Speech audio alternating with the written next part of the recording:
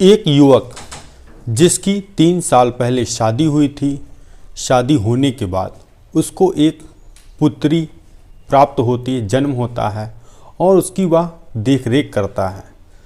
तभी जो वह युवक था उसकी भाभी की बहन से उस युवक को प्यार हो जाता है। प्यार जब होता है तब उस बीच 2 कत्ल होते हैं और जब कत्ल होते हैं और पुलिस जब कत्ल का पर्दाफाश करती है तो एक ऐसा हैरान कर देने वाला सच था कि आप भी सुनकर हैरान और परेशान हो जाएंगे कि एक मोजे से पुलिस कातिल तक पहुंच गई। और जब कत्ल का खुलासा हुआ तो वाकई में हैरान और परेशान कर देने वाला था। नमस्कार, मेरा नाम रवि है। मैं आशा उम्मीद करता हूँ आप लोग बहुत अच्छे होंगे, अपना बहुत बहुत ख्याल रख रहे होंगे और आप लोग हमारे चैनल पर नए हों सब्सक्राइब बेल आइकन जरूर दबाएं। यह सच्ची घटना चालू होती है उत्तर प्रदेश का ज़िला है ललितपुर। ललितपुर के पास एक थाना है जिसका नाम है सदर कोतवाली थाना और उसी के अंतर्गत मोहल्ला आता है जिसका नाम है चांदमारी रेलवे कॉलोनी मोहल्ला। यहाँ पर एक परिवार रहा करता था। जो परिवार का पति जिसका नाम था नीरज कुशवाहा और उनकी पत्नी थी मनीषा और उनकी एक 11 महीने की बेटी थी और वो अपनी माता के साथ वहीं पर रहा करते थे। एक तारीख आती है 8 जनवरी 2024 और सुबह के 5 बजे जो नीरज के मकान के सामने एक व्यक्ति पुलिस को फ़ोन करता है और बताता है कि जो मेरा सामने वाला घर है वहाँ पर एक औरत और एक बच्ची का कत्ल हुआ है और जो व्यक्ति है वह गंभीर रूप से घायल अवस्था में पड़ा है। आप लोग सर जल्दी से आ जाइए। अब यह कॉल जैसे ही पुलिस के पास पहुंची, पुलिस मौका वारदात पर निकलती है। जो रेलवे कॉलोनी वहां आती है, उस व्यक्ति से पहले पूछती है कि वह घर कहाँ है जहां पे वारदात को अंजाम दिया और जहां पर जो व्यक्ति कहाँ पर हैं।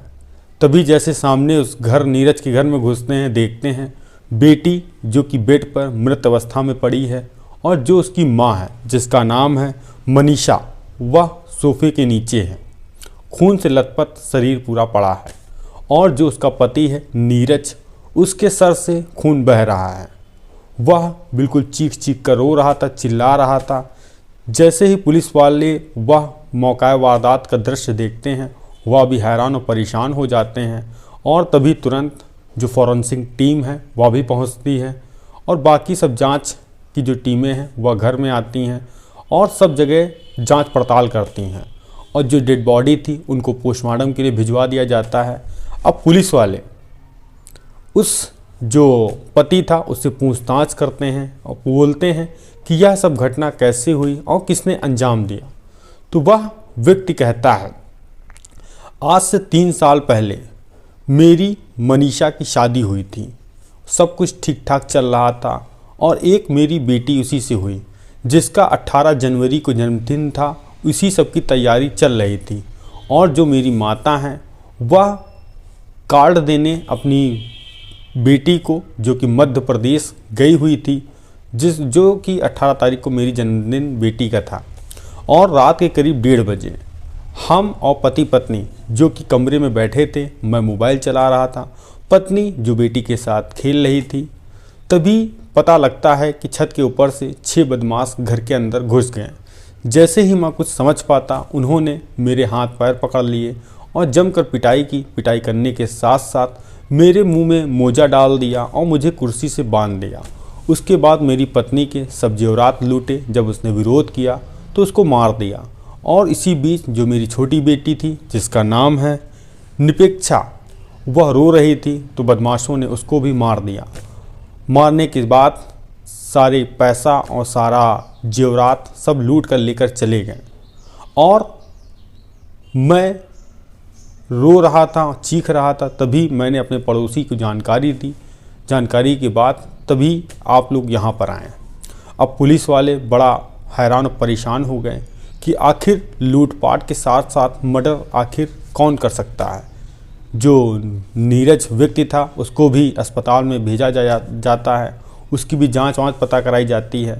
तभी पता चलता है उसके भी चोट मामूली लगी हैं, मगर वह कह रहा है मुझे गंभीर चोट लगी है और मुझे सांस लेने में दिक्कत है। तभी वहाँ से बोलकर जो स्टाफ था उसको ऑक्सीजन लगाने की बात कहता है। पुलिस वाले सोचते हैं कि इस घटना को अंजाम किसने दिया। अब पुलिस वालों के लिए बड़ी चुनौती थी कि जितने आसपास के इलाका है, जितने कैमरे लगे हैं, सबको बारीकी से देखना और पड़ताल करना कि वह 4-5 युवक कौन हैं और कहाँ से आए हैं। अब पुलिस वाले 3 से 4 टीमों के साथ 150 से 200 सीसीटीवी फुटेज देखते हैं। 8 तारीख की रात 1:30 बजे से लेकर 10 बजे के बीच में, मगर उनको कोई व्यक्ति ऐसा संदिग्ध नहीं दिखाई पड़ता है जिस पे वह उंगली उठा सकें या उसको हिरासत में लेकर पूछताछ कर सकें। अब पुलिस वाले यहाँ भी उनका खाली सब चला जाता है कि वहाँ भी कोई उनको कुछ मिलता नहीं है। अब पुलिस वाले घर में फिर से दोबारा ढूंढते हैं और उसकी इंक्वायरी करते हैं। तभी उनको पता चलता है कि उनके घर का जेवर और पैसा जो कि एलईडी टीवी है उसके पास रखा है। अब पुलिस वाले उसको भी जब्त करते हैं।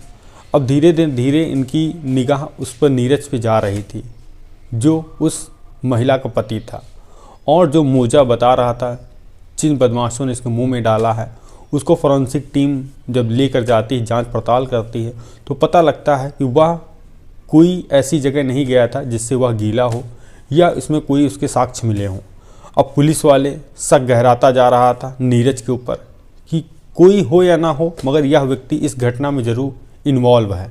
तभी जो लड़की के पिता, मनीषा के पिता, उनको फ़ोन करते हैं पुलिस वाले, और उनको इस घटना के बारे में जानकारी पहले से थी और पुलिस वालों को पूछताछ करना था।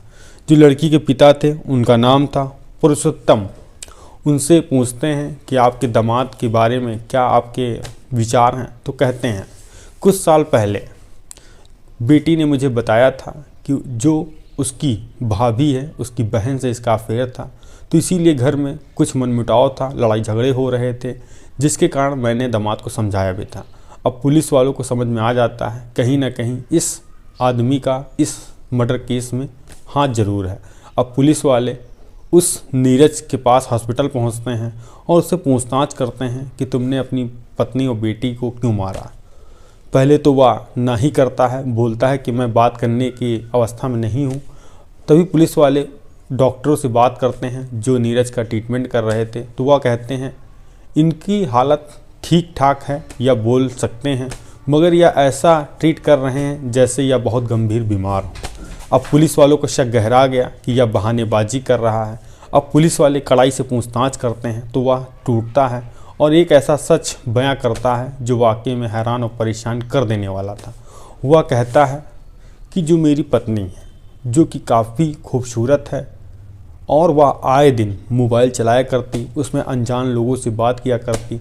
जब मैं इसकी बात करता तो यह विरोध करती, जिससे आए ना आए दिन लड़ाई झगड़े हुआ करते। और तभी मैंने सोच लिया था कि अब क्या लड़ाई झगड़ा हुआ तो मैं यह कहानी ख़त्म कर दूंगा। और जो कि मेरी भाभी थी, उनकी बहन है, जिससे मेरा प्यार उनका दोनों का चल रहा था, यह बात भी मेरी पत्नी मनीषा को पता चली। आए ना आए दिन इस टॉपिक पे भी लड़ाई झगड़ा हुआ करता था। और तभी 8 तारीख की रात 1:30 बजे मैं मोबाइल में कुछ कर रहा था, तभी वह मुझसे लड़ने लगी और उसी टॉपिक पे बात करने लगी जो मेरे भाभी की बहन के बारे में। तो उसने मुझे धक्का दिया, फिर मैंने उसको धक्का दिया और उसने फिर मेरी उंगली काट ली। तभी मुझे गुस्सा आया, मैंने बैट निकाला, 5-6 सिर पे मारा, जिससे वो मर गई। और जो बेटी थी उसका मैंने गला दबा दिया। हालांकि बाद में मुझे बहुत पश्चाताप हुआ। मैं अपनी बेटी को देखकर रोया और फिर मैं रात भर बैठा रहा। जब सुबह का 5 बजा तो मैंने सामान सब इधर उधर फैला दिया और मैंने एक ऐसी घटना को प्लान किया कि लोग को पता लगे कि यह एक लूटपाट हुई। मगर पुलिस ने सख्ती दिखाने के बाद यह घटना का खुलासा किया और जो आरोपी है वह पुलिस ने हिरासत में लेकर, और जो लड़की के पिता थे उन्होंने मुकदमा दर्ज कराया और वह अब जेल में है। पुलिस की सूझबूझ से एक अपराधी जेल के पीछे पहुंचा। आई होप आप लोगों को कहानी अगर हमारी अच्छी लगी हो तो चैनल पर जाके सब्सक्राइब, बेल आइकन दबाएं। मिलते हैं नई कहानी में नई शुरुआत के साथ। जय हिंद, जय भारत।